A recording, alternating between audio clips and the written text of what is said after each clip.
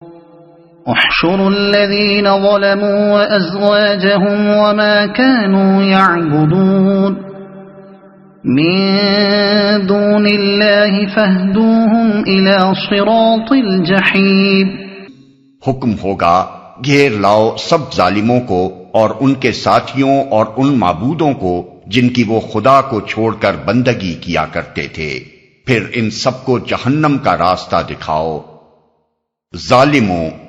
ظالم سے مراد صرف وہی لوگ نہیں ہیں جنہوں نے دوسروں پر ظلم کیا ہو، بلکہ قرآن کی اصطلاح میں ہر وہ شخص ظالم ہے جس نے اللہ تعالی کے مقابلے میں بغاوت و سرکشی اور نافرمانی کی راہ اختیار کی ہو۔ ساتھیوں، اصل میں لفظ ازواج استعمال کیا گیا ہے، جس سے مراد ان کی وہ بیویاں بھی ہو سکتی ہیں جو اس بغاوت میں ان کی رفیق تھیں، اور وہ سب لوگ بھی ہو سکتے ہیں جو انہی کی طرح باغی و سرکش اور نافرمان تھے۔ علاوہ بریں اس کا یہ مطلب بھی ہو سکتا ہے کہ ایک ایک قسم کے مجرم الگ الگ جتھوں کی شکل میں جمع کیے جائیں گے۔ بندگی کیا کرتے تھے۔ اس جگہ معبودوں سے مراد دو قسم کے معبود ہیں، ایک وہ انسان اور شیاطین جن کی اپنی خواہش اور کوشش یہ تھی کہ لوگ خدا کو چھوڑ کر ان کی بندگی کریں، دوسرے وہ اصنام اور شجر و حجر وغیرہ جن کی پرستش دنیا میں کی جاتی رہی ہے۔ ان میں سے پہلی قسم کے معبود تو خود مجرمین میں شامل ہوں گے اور انہیں سزا کے طور پر جہنم کا راستہ دکھایا جائے گا، اور دوسری قسم کے معبود اپنے پرستاروں کے ساتھ اس لیے جہنم میں ڈالے جائیں گے کہ وہ انہیں دیکھ کر ہر وقت شرمندگی محسوس کریں اور اپنی حماقتوں کا ماتم کرتے رہیں۔ ان کے علاوہ ایک تیسری قسم کے معبود وہ بھی ہیں جنہیں دنیا میں پوجا تو گیا ہے، مگر خود ان کا اپنا ایمان ہرگز یہ نہ تھا کہ ان کی پرستش کی جائے، بلکہ اس کے برعکس وہ ہمیشہ انسانوں کو غیر اللہ کی پرستش سے منع کرتے رہے، مثلا فرشتے، انبیاء اور اولیاء۔ اس قسم کے معبود ظاہر ہے کہ ان معبودوں میں شامل نہ ہوں گے جنہیں اپنے پرستاروں کے ساتھ جہنم کی طرف دھکیلا جائے گا۔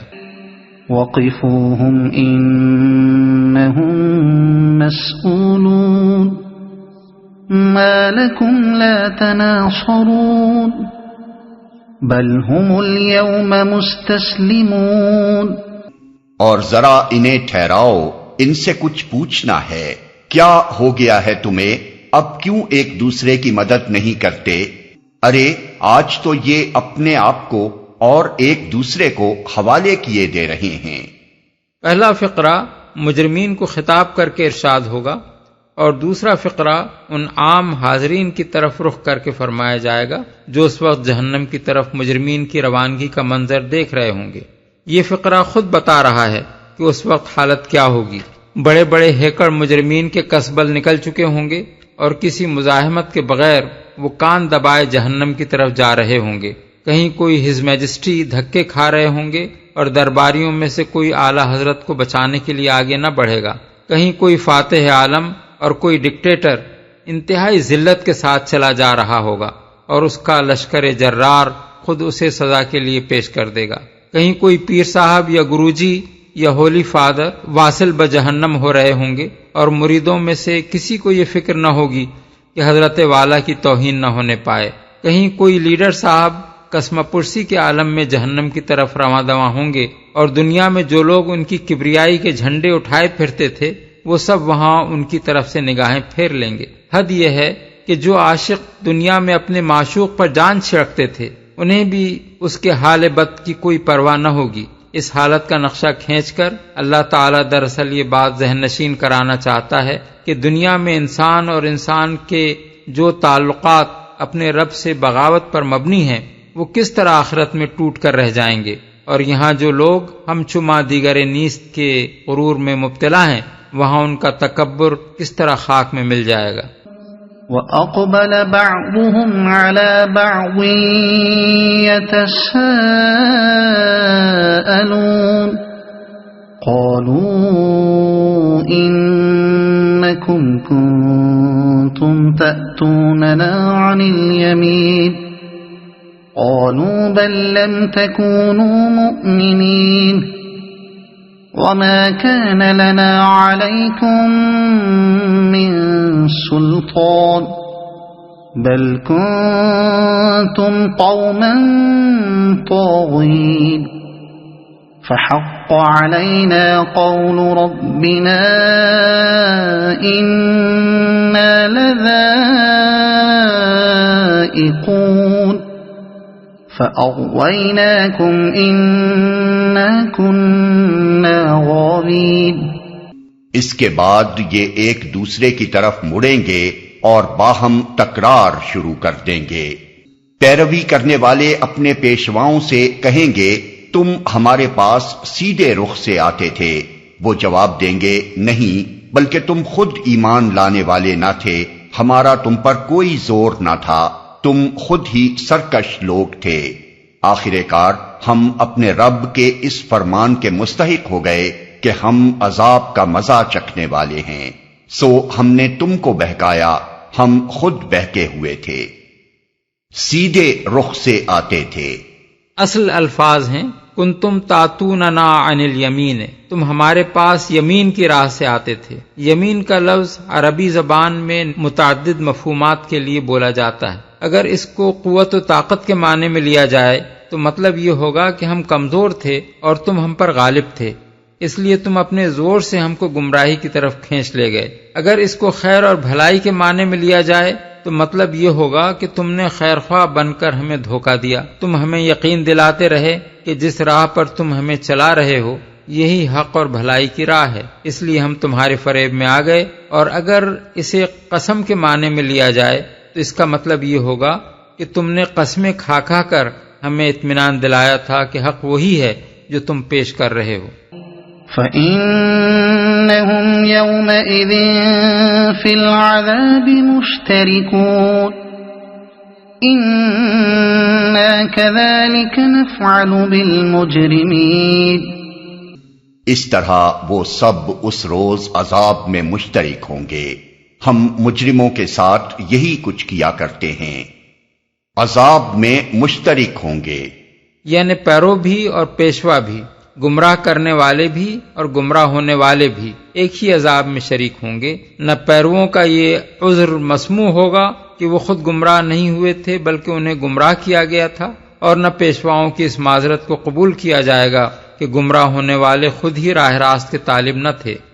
انہم كانوا اذا قیل لهم لا الہ الا اللہ یستکبرون ویقولون ائنا لتارکو آلہتنا لشاعر مجنون بل جاء بالحق وصدق المرسلین۔ یہ وہ لوگ تھے کہ جب ان سے کہا جاتا اللہ کے سوا کوئی معبود برحق نہیں ہے تو یہ گھمنڈ میں آ جاتے تھے اور کہتے تھے کیا ہم ایک شاعر مجنون کی خاطر اپنے معبودوں کو چھوڑ دیں، حالانکہ وہ حق لے کر آیا تھا اور اس نے رسولوں کی تصدیق کی تھی۔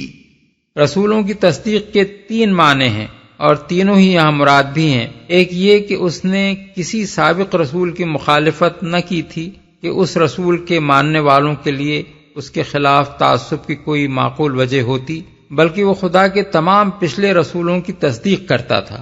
دوسرے یہ کہ وہ کوئی نئی اور نرالی بات نہیں لایا تھا بلکہ وہی بات پیش کرتا تھا جو ابتدا سے خدا کے تمام رسول پیش کرتے چلے آ رہے تھے۔ تیسرے یہ کہ وہ ان تمام خبروں کا صحیح مصداق تھا جو پچھلے رسولوں نے اس کے بارے میں دی تھیں۔ انکم لذائق العذاب الالیم وما تجزون الا ما کنتم تعملون الا عباد اللہ المخلصین اولئک لهم رزق معلوم فواکہ وهم مکرمون فی جنات النعیم علی سرر متقابلین۔ اب ان سے کہا جائے گا کہ تم لازماً دردناک سزا کا مزہ چکھنے والے ہو، اور تمہیں جو بدلہ بھی دیا جا رہا ہے انہی اعمال کا دیا جا رہا ہے جو تم کرتے رہے ہو، مگر اللہ کے چیدہ بندے اس انجام بد سے محفوظ ہوں گے۔ ان کے لیے جانا بوجھا رزق ہے، ہر طرح کی لذیذ چیزیں اور نعمت بھری جنتیں جن میں وہ عزت کے ساتھ رکھے جائیں گے، تختوں پر آمنے سامنے بیٹھیں گے۔ جانا بوجھا رزق ہے، یعنی ایسا رزق جس کی تمام خوبیاں بتائی جا چکی ہیں، جس کے ملنے کا انہیں یقین ہے، جس کے متعلق انہیں یہ بھی اطمینان ہے کہ وہ ہمیشہ ملتا رہے گا، جس کے بارے میں یہ خطرہ لگا ہوا نہیں ہے کہ کیا خبر ملے یا نہ ملے۔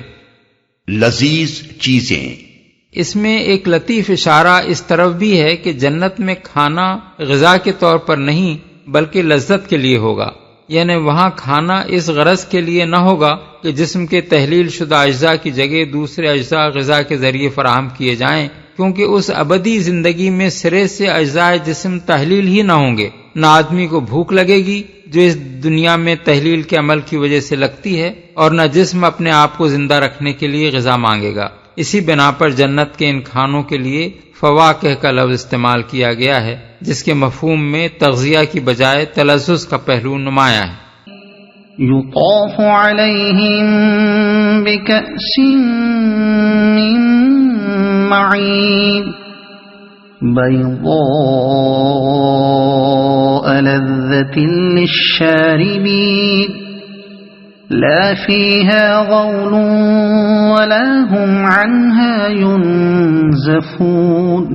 شراب کے چشموں سے ساغر بھر بھر کر ان کے درمیان پھرائے جائیں گے، چمکتی ہوئی شراب جو پینے والوں کے لیے لذت ہوگی، نہ ان کے جسم کو اس سے کوئی ضرر ہوگا اور نہ ان کی عقل اس سے خراب ہوگی۔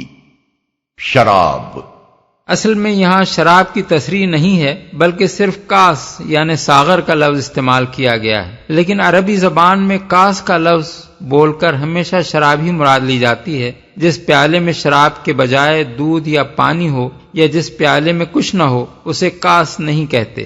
کاس کا لفظ صرف اسی وقت بولا جاتا ہے جب اس میں شراب ہو۔ چشموں سے یعنی وہ شراب اس قسم کی نہ ہوگی جو دنیا میں پھلوں اور غلوں کو سڑا کر کشید کی جاتی ہے، بلکہ وہ قدرتی طور پر چشموں سے نکلے گی اور نہروں کی شکل میں بہے گی۔ سورہ محمد میں اسی مضمون کو صراحت کے ساتھ بیان کیا گیا ہے، وَأَنْهَارٌ مِّن خَمْرٍ لَذَّةٍ لِّلشَّارِبِينَ، اور شراب کی نہریں جو پینے والوں کے لیے لذت ہوں گی۔ ان کے درمیان پھرائے جائیں گے۔ یہاں یہ نہیں بتایا گیا کہ شراب کے یہ ساغر لے کر جنتیوں کے درمیان گردش کون کرے گا، اس کی تفصیل دوسرے مقامات پر ارشاد ہوئی ہے۔ وَيَطُوفُ عَلَيْهِمْ غِلْمَانٌ لَهُمْ كَأَنَّهُمْ لُؤْلُؤٌ مَّكْنُونٌ، اور ان کی خدمت کے لیے گردش کریں گے ان کے خادم لڑکے ایسے خوبصورت جیسے صدف میں چھپے ہوئے موتی۔ الطور آیت 24۔ وَيَطُوفُ عَلَيْهِمْ وِلْدَانٌ مُخَلَّدُونَ إِذَا رَأَيْتَهُمْ حَسِبْتَهُمْ لُؤْلُؤًا مَّنثُورًا، اور ان کی خدمت کے لیے گردش کریں گے ایسے لڑکے جو ہمیشہ لڑکے ہی رہنے والے ہیں، تم انہیں دیکھو تو سمجھو کہ موتی بکھیر دیے گئے ہیں۔ الدہر آیت 19۔ پھر اس کی مزید تفصیل حضرت انس اور حضرت سمرہ بن جندب کی ان روایات میں ملتی ہے جو انہوں نے نبی صلی اللہ علیہ وسلم سے نقل کی ہیں۔ ان میں بتایا گیا ہے کہ مشرکین کے بچے اہل جنت کے خادم ہوں گے۔ ابو داؤد، طیالسی، طبرانی، بزار۔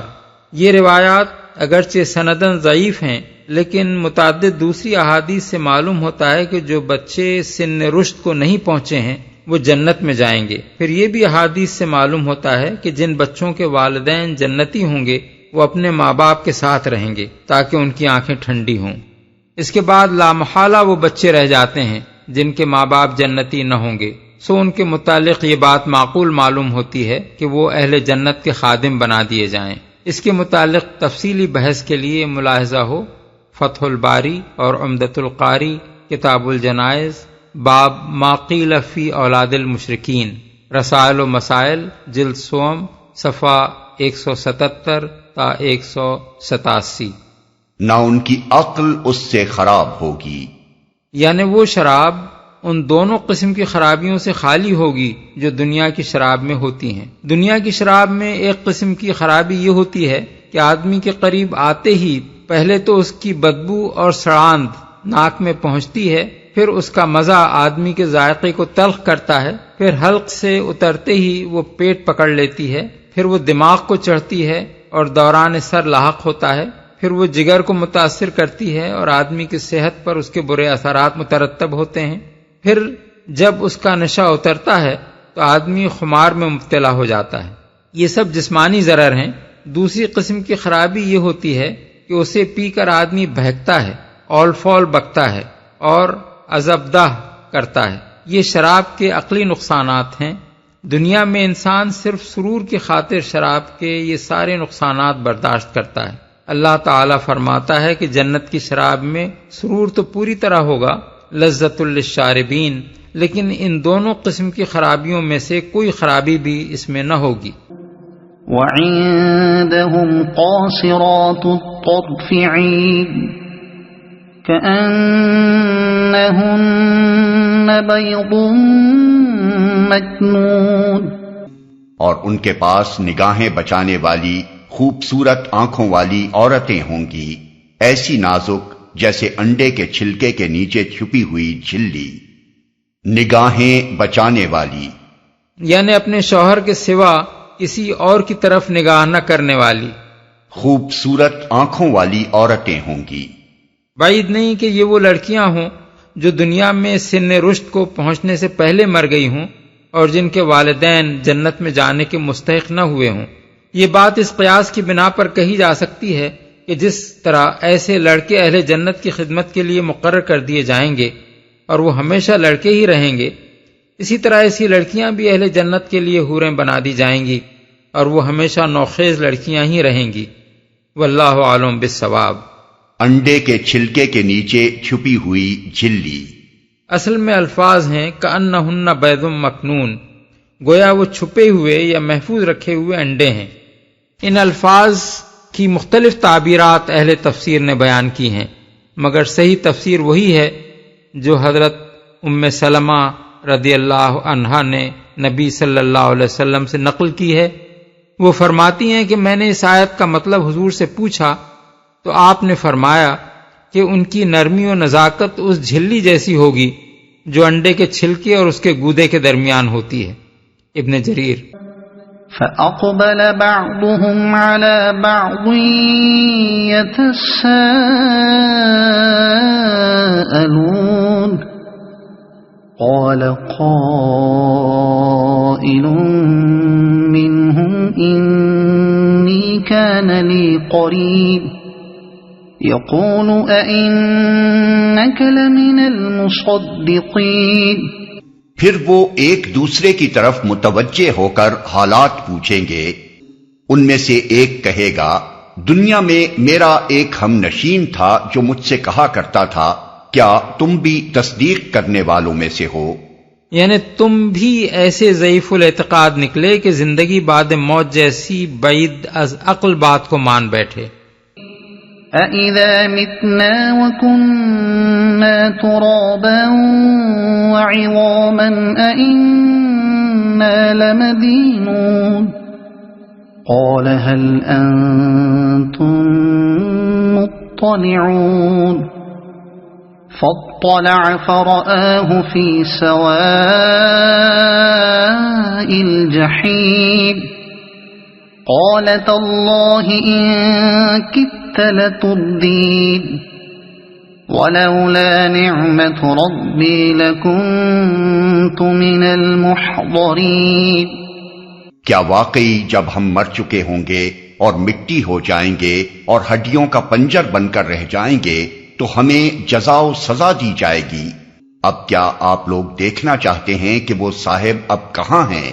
یہ کہہ کر جو ہی وہ جھکے گا تو جہنم کی گہرائی میں اس کو دیکھ لے گا اور اس سے خطاب کر کے کہے گا خدا کی قسم تو مجھے تباہ ہی کرنے والا تھا، میرے رب کا فضل شامل حال نہ ہوتا تو آج میں بھی ان لوگوں میں سے ہوتا جو پکڑے ہوئے آئے ہیں۔ اس سے اندازہ ہوتا ہے کہ آخرت میں انسان کی سماعت و بینائی اور گویائی کس پیمانے کی ہوگی۔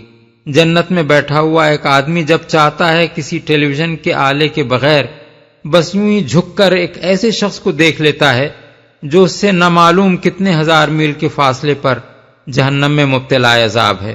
پھر یہی نہیں کہ وہ دونوں ایک دوسرے کو دیکھتے ہیں، بلکہ ان کے درمیان کسی ٹیلی فون یا ریڈیو کے توسط کے بغیر براہ راست کلام بھی ہوتا ہے۔ وہ اتنے طویل فاصلے سے بات کرتے ہیں اور ایک دوسرے کی بات سنتے ہیں۔ أفما نحن بميتين إلا موتتنا الأولى وما نحن بمعذبين۔ اچھا تو کیا اب ہم مرنے والے نہیں ہیں؟ موت جو ہمیں آنی تھی وہ بس پہلے آ چکی، اب ہمیں کوئی عذاب نہیں ہونا۔ انداز کلام صاف بتا رہا ہے کہ اپنے اس دوزخی یار سے کلام کرتے کرتے یکایک یہ جنتی شخص اپنے آپ سے کلام کرنے لگتا ہے، اور یہ 3 فقرے اس کی زبان سے اس طرح ادا ہوتے ہیں جیسے کوئی شخص اپنے آپ کو ہر توقع اور ہر اندازے سے برتر حالت میں پا کر انتہائی حیرت و استعجاب اور وفور مسرت کے ساتھ آپ ہی آپ بول رہا ہو۔ اس طرح کے کلام میں کوئی خاص شخص مخاطب نہیں ہوتا، اور نہ اس کلام میں جو سوالات آدمی کرتا ہے ان سے در حقیقت کوئی بات کسی سے پوچھنا مقصود ہوتا ہے، بلکہ اس میں آدمی کے اپنے ہی احساسات کا اظہار اس کی زبان سے ہونے لگتا ہے۔ وہ جنتی شخص اس دوزخی سے کلام کرتے کرتے یکایک یہ محسوس کرتا ہے کہ میری خوش قسمتی مجھے کہاں لے آئی ہے، اب نہ موت ہے نہ عذاب ہے، ساری کلفتوں کا خاتمہ ہو چکا ہے اور مجھے حیات جاویداں نصیب ہو چکی ہے۔ اسی احساس کی بنا پر وہ بے ساختہ بول اٹھتا ہے، کیا اب ہم اس مرتبے کو پہنچ گئے ہیں؟ إن هذا لهو الفوز العظيم لمثل هذا فليعمل العاملون أذلك خير نزلا أم شجرة الزقوم إنا جعلناها فتنة للظالمين۔ یقیناً یہی عظیم الشان کامیابی ہے، ایسی ہی کامیابی کے لیے عمل کرنے والوں کو عمل کرنا چاہیے۔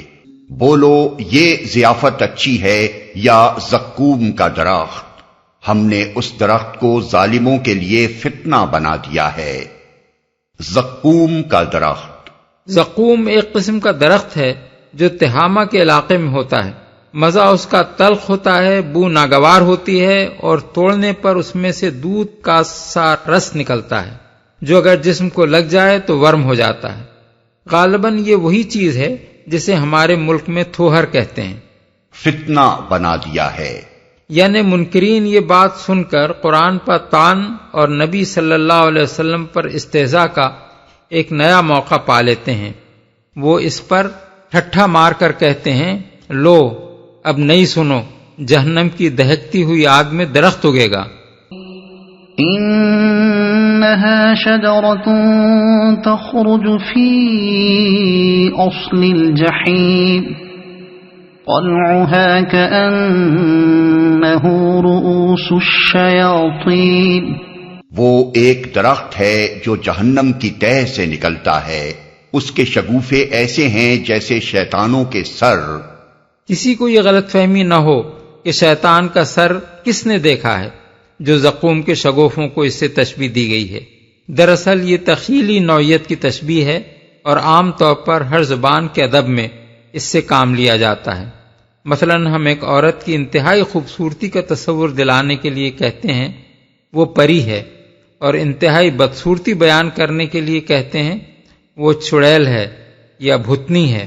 کسی شخص کی نورانی شکل کی تعریف میں کہا جاتا ہے وہ فرشتہ صورت ہے، اور کوئی نہایت بھیانک حیات قضائی میں سامنے آئے تو دیکھنے والے کہتے ہیں کہ وہ شیطان بنا چلا آ رہا ہے۔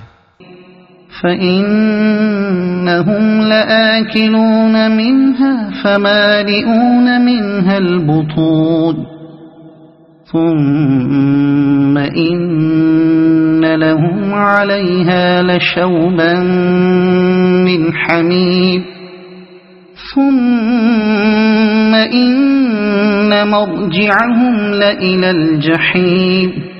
جہنم کے لوگ اسے کھائیں گے اور اسی سے پیٹ بھریں گے، پھر اس پر پینے کے لیے ان کو کھولتا ہوا پانی ملے گا، اور اس کے بعد ان کی واپسی اسی آتش دوزخ کی طرف ہوگی۔ اس سے معلوم ہوتا ہے کہ اہل دوزخ جب بھوک پیاس سے بیتاب ہونے لگیں گے تو انہیں اس مقام کی طرف ہانک دیا جائے گا جہاں زقوم کے درخت اور کھولتے ہوئے پانی کے چشمے ہوں گے۔ پھر جب وہ وہاں سے کھا پی کر فارغ ہو جائیں گے تو انہیں دوزخ کی طرف واپس لایا جائے گا۔ إنهم ألفوا آباءهم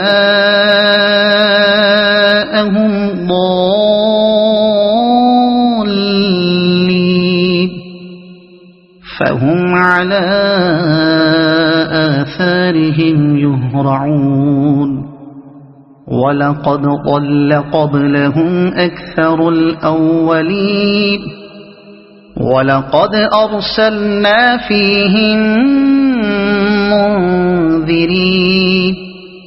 یہ وہ لوگ ہیں جنہوں نے اپنے باپ دادا کو گمراہ پایا اور انہی کے نقش قدم پر دوڑ چلے، حالانکہ ان سے پہلے بہت سے لوگ گمراہ ہو چکے تھے اور ان میں ہم نے تنبیہ کرنے والے رسول بھیجے تھے۔ نقش قدم پر دوڑ چلے، یعنی انہوں نے خود اپنی عقل سے کام لے کر کبھی نہ سوچا کہ باپ دادا سے جو طریقہ چلا آ رہا ہے وہ درست بھی ہے یا نہیں، بس آنکھیں بند کر کے اسی ڈگر پر ہو لیے جس پر دوسروں کو چلتے دیکھا۔ فانظر كيف كان عاقبة المنذرين إلا عباد الله المخلصين۔ اب دیکھ لو کہ ان تنبیہ کیے جانے والوں کا کیا انجام ہوا، اس بد انجامی سے بس اللہ کے وہی بندے بچے ہیں جنہیں اس نے اپنے لیے خالص کر لیا ہے۔